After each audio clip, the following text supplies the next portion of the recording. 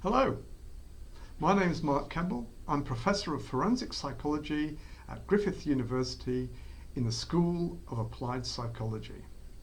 I'd like to take the opportunity of this brief video to talk about my recent submission to the Independent Commission of Inquiry into Queensland Police Service responses to domestic and family violence.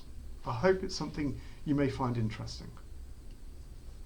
I'll talk broadly, but each case is unique and needs to be considered as such. But let's start with some good news. Intimate partner violence homicides have halved over the last 30 years.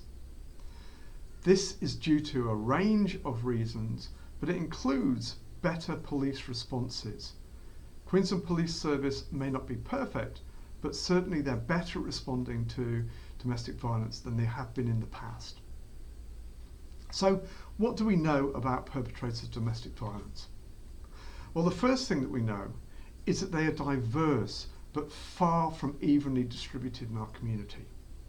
An important point here is that different people see different perpetrators. And this explains why, for example, health see people with a great deal of substance use problems and mental health problems, whereas community organisations may see people with less substance use problems and mental health problems. And there's a large number of people that organisations, community or otherwise, just don't see because they keep their offending hidden in the family behind closed doors, and we don't know what they're doing and what their characteristics are. Despite these caveats, we know who are coming into contact with the police. We looked at an extract of those offenders from 2017 and looked at what their characteristics were. You won't be surprised to hear that most were male, but many also had alcohol and drug problems, and a substantial number had problems with mental health. Many were violent to people in general as well as being domestically violent. They often had extensive offending histories, and most of their offending was not domestic violence. Few perpetrators only had problems with domestic violence, especially those responsible for the most frequent and severe violence. In addition, my student Kirsty Smith and I looked at 665 people who either were alleged to have committed domestic violence offences or convicted of domestic violence who had killed themselves. These were people since 2000 who were on the Queensland Suicide Register. Many had sought mental health for problems which they had, but often this was not available and was not suitable, especially the case for First Nations people.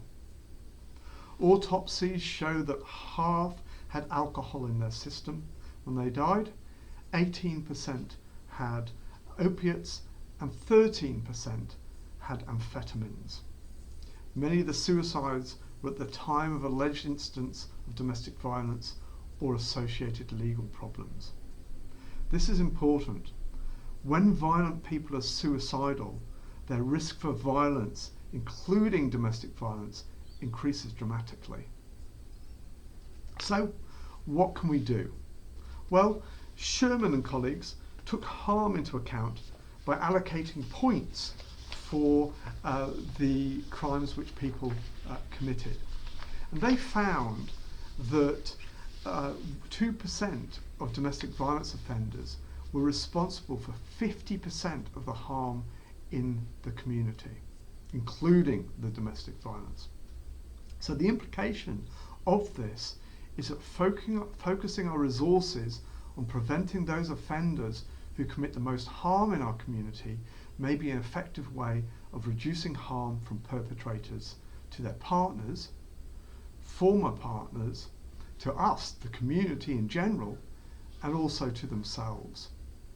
This is likely to involve a tailored approach which will include attitudes to relationships and violence, substance use, and mental health.